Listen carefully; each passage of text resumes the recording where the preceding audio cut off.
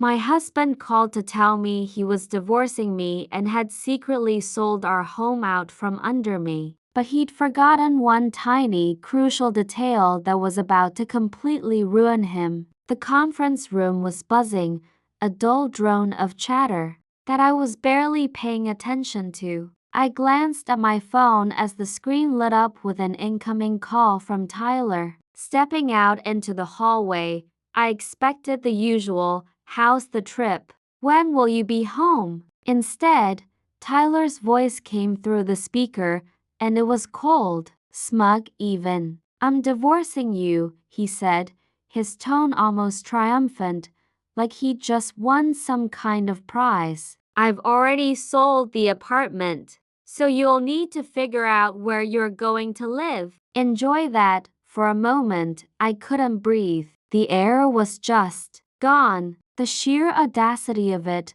the complete and total lack of remorse, it was almost laughable. My hand tightened around my phone, the plastic creaking as his words finally sunk in. "You sold the apartment?" I asked, fighting to keep my voice perfectly steady. "Yeah," he said, letting out a dry little laugh. "Nicole and I need the money to set up our life together. She deserves better than a tiny place like that anyway, Nicole." The name felt like a physical sting, even though I'd suspected for months that there was someone else. All his late nights, the sudden work trips, the growing chasm between us. It all pointed to a third person, but to hear him say her name so casually, as if I were the intruder in their life, lit a fire in my chest. "Sounds good," I replied, my voice chillingly even. There was absolutely no way I was giving him the satisfaction of hearing me crack. "My name is Amelia, and up until that phone call, I really thought I'd married a man I could trust. We'd been together for 6 years. It wasn't always perfect, but I believed in us. We'd worked so hard to buy our apartment, a cozy two-bedroom, in the city that I had fallen in love with the second I saw it. It wasn't just a home. It was a symbol of everything we had built together. Or so I thought. Looking back now, the signs were all their small cracks in the foundation I had chosen to ignore. Tyler's dismissive attitude whenever I asked about our finances, the way he'd brush off my concerns with that charming smile and a quick kiss. I always thought his confidence came from knowing what he was doing. Now I realize it came from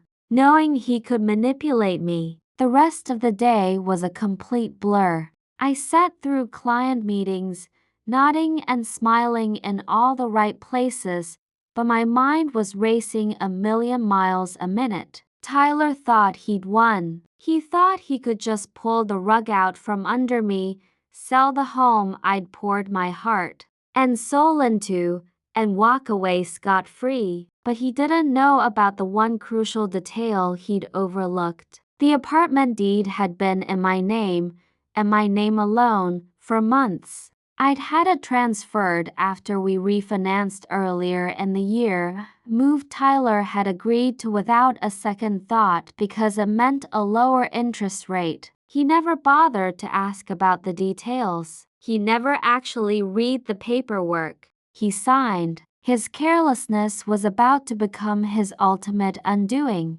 By the time I got back to my hotel room that evening, the shock had burned away, leaving behind a cold, hard resolve. I wasn't going to cry. I wasn't going to beg. Tyler wanted a fight? Fine. But this was a fight I was going to win. The first call I made was to Chloe, my lawyer and one of my best friends. I laid out the entire insane situation, my voice unnervingly calm even as my pulse hammered against my ribs. "He sold the apartment?" she repeated, her disbelief echoing my own. "Does he even realize he literally can't do that without your consent?" "Apparently not," I said, a dark hint of amusement creeping into my tone. He thinks he's already spent the money on his new life with Nicole.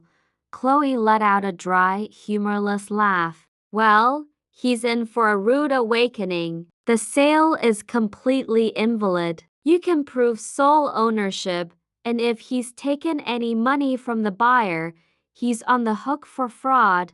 The word fraud sent a jolt of pure satisfaction right through me. What do we do? I asked. First, we notify the buyer that the sale is illegal, Chloe said. Then, we draft a formal letter for Tyler outlining the consequences of his actions. If he's dumb enough to try anything else, we'll take him to court. Hanging up the phone, a strange sense of calm washed over me. Tyler thought he'd outsmarted me, that he'd left me powerless and scrambling, but in reality, he just set himself up for the ultimate humiliation. The flight home gave me hours to think. His arrogance was just staggering. But instead of letting anger consume me, I focused. I planned. Tyler thought I was powerless, but he didn't realize I'd been playing the long game without even knowing it. As the plane touched down, my first call was back to Chloe. "I'm back," I said, hauling my suitcase off the carousel. "What's the next step? By the way, if you're hooked on this story and want to see how it all goes down, do me a favor and hit that subscribe button. You won't want to miss what comes next." "We've already notified the buyer," she replied, her tone brisk and efficient. They were shocked, to say the least, and not too happy with Tyler. They're willing to cooperate, which really helps our case. "And Tyler?" I asked. "I sent the formal letter to his email this morning. It outlines the illegality of the sale, your sole ownership, and the potential consequences of fraud. He hasn't responded yet, but if I had to guess, he's going to be furious." Good, I thought. Let him stew. When I arrived home, the apartment was eerily quiet.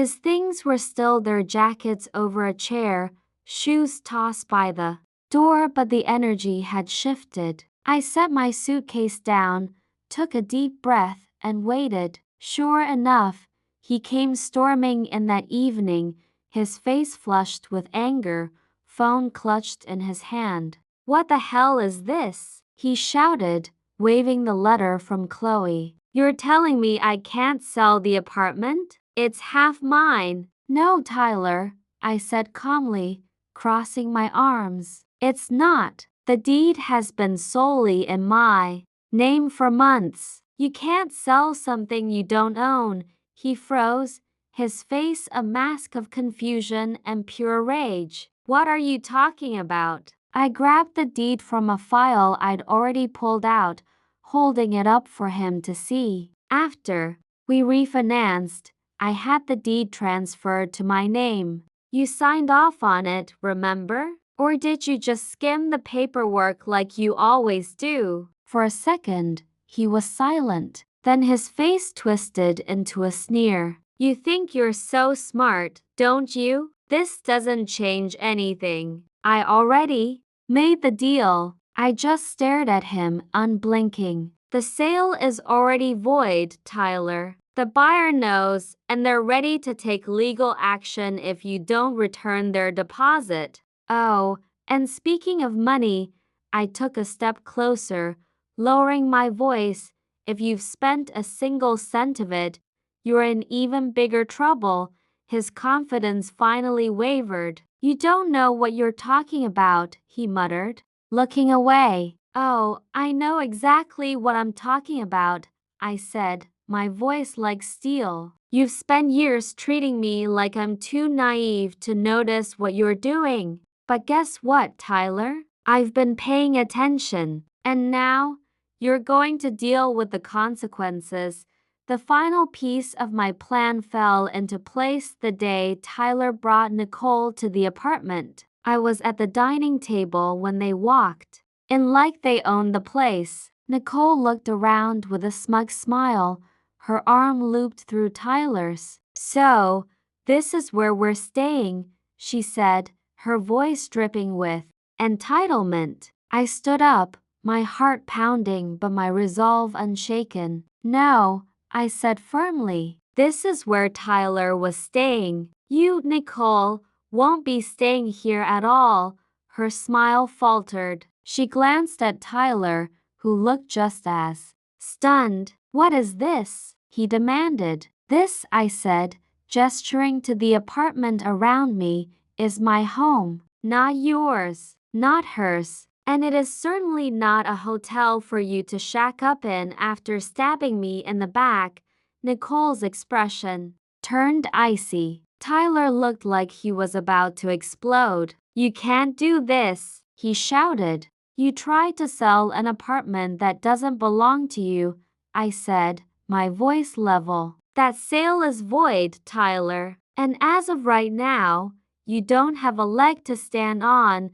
Nicole's composure finally cracked. You mean the money? The money you told me you had? She stammered, her voice rising. Oh my God, did you lie about that too? Let me explain. Nicole Tyler started, but I cut him off. No, let me explain. Tyler tried to sell this apartment behind my back to fund your new life, leaving me with nothing. What he didn't know is that the deed is only in my name. So not only did he fail, but he also committed fraud. Nicole's mouth opened and closed. Fraud, she whispered, taking a step away from him. Are you serious? Deadly serious, I said. And I'm prepared to press charges if he doesn't get his things and leave by the end of the day. Tyler's entire facade just shattered. Amelia, you can't do this, he pleaded. We've been together for 6 years. You threw me out the moment you made that phone call. I shot back, my voice hardening. You laughed about me having to find a new place to live. You didn't just betray me, Tyler. You tried to ruin me. So don't you dare stand there and act like you're the victim. Nicole took another step back. This is insane, she muttered. Without another word, she turned on her heel and stormed out, the door clicking shut behind her. I couldn't help but smile. Looks like you're on your own, I said, turning back to him. Now, let's talk about what happens next. He slumped onto the couch, head in his hands. Amelia, please. I screwed up. You're right, I said, setting a folder on the coffee table. You did. This is the divorce paperwork. I suggest you sign it. The sooner you do, the sooner we can both move on. He stared at it, his face pale. I expected him to argue, but all he did was look up, his shoulders slumped in defeat. Fine, he muttered. I'll go.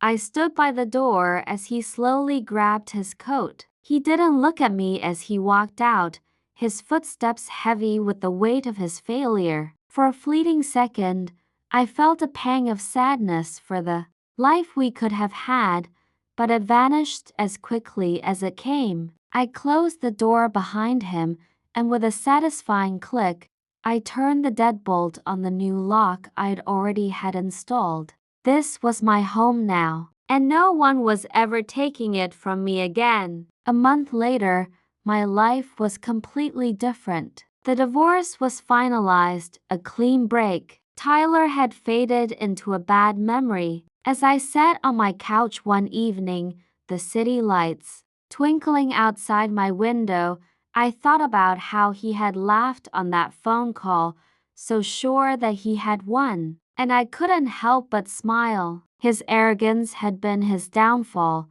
and my quiet strength had been my salvation. This wasn't just the end of a marriage. It was the beginning of my life, a life where I called the shots on my own terms. And for the first time in a very long time, I felt completely and utterly free. So, now I have to ask you, what would you have done in my situation? Do you think I went too far, or did he get exactly what he deserved? Let me know what you think in the comments below.